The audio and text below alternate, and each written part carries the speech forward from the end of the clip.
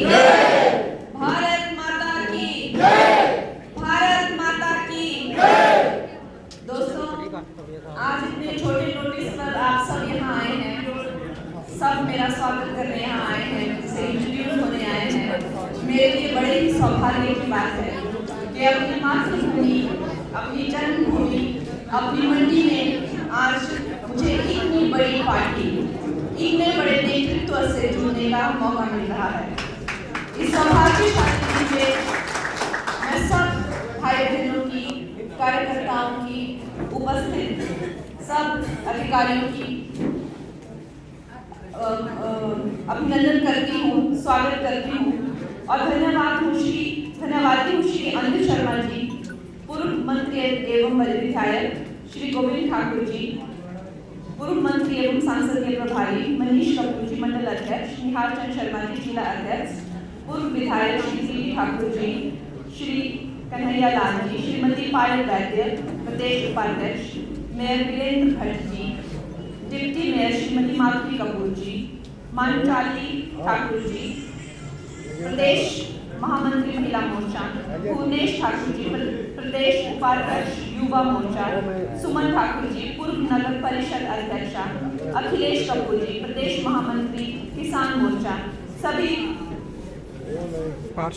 पार्षद गण व पंचायती राज संस्थाओं के प्रतिनिधि, सभी पार्टी के कार्यकर्ता एवं इलेक्ट्रॉनिक एंड प्रिंट मीडिया, मैं आप सबकी बहुत धन्यवादी हूँ। ये सब संबोधन मेरे लिए बहुत नए हैं, ये सब पदाधिकारी और ये सब पद भी मेरे लिए काफ़ी नए हैं, तो क्षमा करिएगा, अभी मुझे कुछ वक्त लगेगा तो मुझे एक चीज मिलती है उस पर से पढ़ना पड़ता है। लेकिन दोस्तों, ये हमारे लिए बड़ा सौभाग्य का दिन है कि जब दुनिया की सबसे बड़ी पार्टी भारतीय जनता पार्टी ने आज इस लोकसभा चुनाव में, जैसा आप जानते हैं कि लोकसभा चुनाव की घोषणा हो चुकी है, जब उन्होंने एक प्रत्याशी ढूंढा इस सीट से, तो उन्होंने मंडी की बेटी को मौका दिया। इतने सारे लोगों में, इतने सारे योग्य लोगों में मैं कहूँगी मुझे ये सौभाग्य मिला है। मैं सोचती हूँ ये सौभाग्य मेरा अकेले का नहीं है, ये सारी मंडी का सौभाग्य है। लेकिन दोस्तों, आप देखिए, जो हमारी ऑपोजिशन पार्टी है कांग्रेस पार्टी, उनकी क्या धारणा है और उनकी क्या बातें हैं। उन लोगों को ये रास नहीं आया कि एक बेटी, एक छोटे से गांव से, भामला जैसे गांव से आने वाली छोटी सी बेटी, जिसको कभी इंग्लिश नहीं आती थी, जिसको कभी शहरी तौर तरीके नहीं आते थे, जिसको हमने इंडस्ट्री से भी भगाने की कोशिश की, उस पर केस किए, जेल में डालने की कोशिश की, उसका घर तोड़ दिया, और जब उन्होंने सोचा कि ये पूरी तरह से अब टूट चुकी है, खत्म हो चुकी है, तो इसको ये कैसा मौका मिल गया। उनके पेट में बहुत जलन हुई, जिन बोला ना से छाती पर मूंग डलते,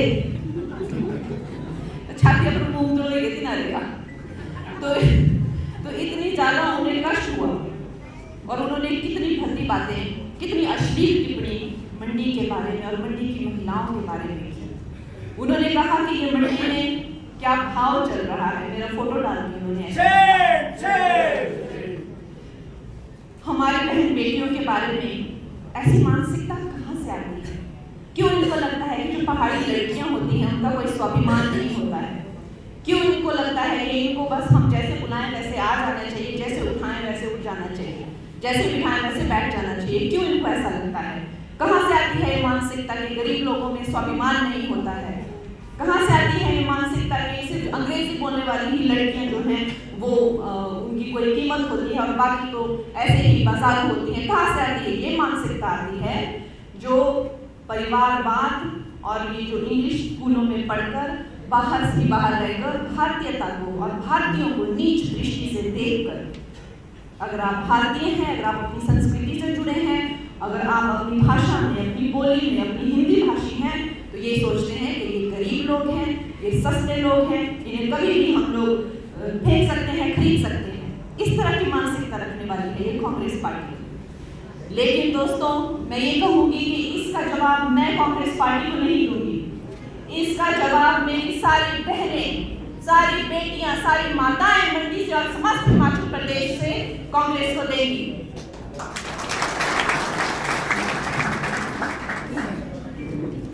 दोस्तों, एक तरफ इन लोगों का जिस तरह से आपको पता है धर्म युद्ध में एक तरफ धर्म होता है और दूसरी तरफ अधर्म होता है। तो अधर्म का तो आपने देखी, अब देखिए जो हमारे प्रधानमंत्री नरेंद्र मोदी जी हैं, वो हमेशा महिलाओं के कल्याण के लिए कितनी योजनाएं उन्होंने रखी हैं। सुबह हम उठते हैं तो हमारे लिए इज्जत घर दिए, गैस चूल्हे में पता है कि महिलाएं, जो गांव की महिलाएं हैं, गरीब महिलाएं हैं, उन्हें कितनी आपत्ति होती है। जो पुराने चूल्हे थे, उन्होंने उज्ज्वला योजना में 10 करोड़ से भी ज्यादा चूल्हे हमें दिए। बहनों को अक्सर कहा जाता है, घर में छोटा मनमुटाव होता है, क्या जाता है, तू निकल जा घर से, उनको इस बात की भी चिंता होती है। उन्होंने समस्त बहनों को जो है 3 करोड़ से ज्यादा बहनों को पक्के मकान दिए, छात्रवृत्ति 85,000 करोड़ से भी ज्यादा, स्कॉलरशिप 3.5 करोड़ से ज्यादा महिलाओं को दी गई। बहनों, वो गर्भवती महिलाओं को भी पोषण के लिए 6,000 रुपये देते हैं। किसी की दूसरी बेटी हो जाए तब भी उनको पता है कि समाज कैसे ताने मारता है, उनको भी 6,000 रुपये लगाए। तो मैं कहती हूँ कि उन्होंने हमें कभी कहाँ छोड़ी हुई है। इज्जत और मान के साथ में आप देखिए, आज 33% रिजर्वेशन देकर लोकसभा और विधानसभा में उन्होंने आज मुझे यहाँ आपके सामने खड़ा किया है। दोस्तों, ये निश्चय है कि अगर हमारे देश की बागडोर हमारे प्रधानमंत्री जी के ही हाथों में रहती है तो हमारी बेटियों का, हमारे बेटों का भविष्य सुरक्षित है और सुनहरा है।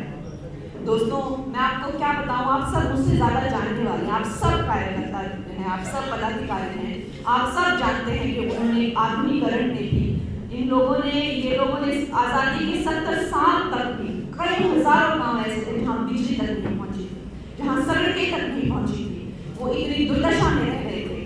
लेकिन इन लोगों ने कोयले से बिजली बनती है, वो कोयले को भी ये लोग खा गए। ये लोगों ने कोयला भी नहीं छोड़ा। 2G स्कैम, वो तो चलो बड़े बड़े घोटाले उन्होंने किए, इन लोगों ने कोयला भी नहीं छोड़ा। हर जगह घोटाला, हर जगह घोटाला। पूरे विश्व में हमारी ऐसी छवि बन गई थी कि मान लो सबसे ज्यादा भ्रष्टाचारी और सबसे ज्यादा गंदा, वो खुले में शौच करने वाला, कूड़ा फेंकने वाला, एक तरह से जिस तरह से हमारी छवि की सबसे ज्यादा भद्दी और गंदी छवि भारतीय की छवि इन लोगों ने बनाई थी। और हर दिन पेपर में ये भी पढ़ते थे ये गायों का चारा, पशुओं का चारा था, इन्होंने 2G स्कैम कर, इन्होंने ये स्कैम कर, ये हर दिन पेपर में आता था। देश में ऐसा देश हमारा बदनाम था इन लोगों की काली करतूतों से।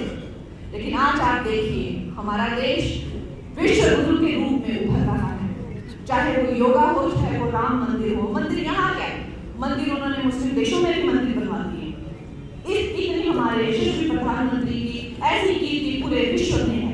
तो दोस्तों, ये ध्यान आपने रखना है कि मैं आपकी छोटी बहन हूँ या बड़ी बहन हूँ या बेटी हूँ, जो आप मुझे माने मैं आपकी गई हूँ।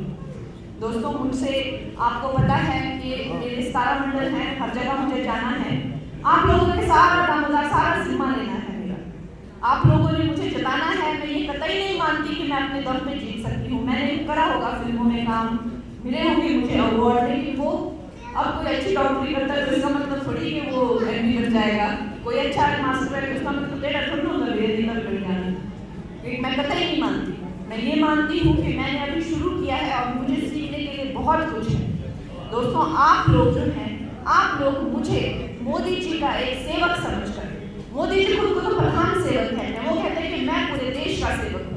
आप मुझे उनका एक सेवक समझ के हम सब एक मोदी सेना बनकर आप मेरा नाम लेकर मेरे लिए आप वोट मांगेंगे, मेहनत करेंगे। ये 2 महीने जो है, ये 2 महीने अभी खेती का भी काम है, मुझे पता है फसलों, लेकिन ये 2 महीने अगर आप मोर्चा संभालेंगे दोस्तों, तो उसके बाद में फिर मैं आपकी सेवा में लगी रहूंगी। आप लोग सब यहाँ आए, मेरा उत्साह बढ़ाया, मुझे प्रोत्साहित किया और मेरा मार्गदर्शन करने के लिए सारे यहाँ पे आए हुए हैं डिग्निटरीज, हमारे सीनियर्स, उसके लिए मैं आप सबका बहुत बहुत धन्यवाद करती हूँ। जय श्री राम। मोदी जी को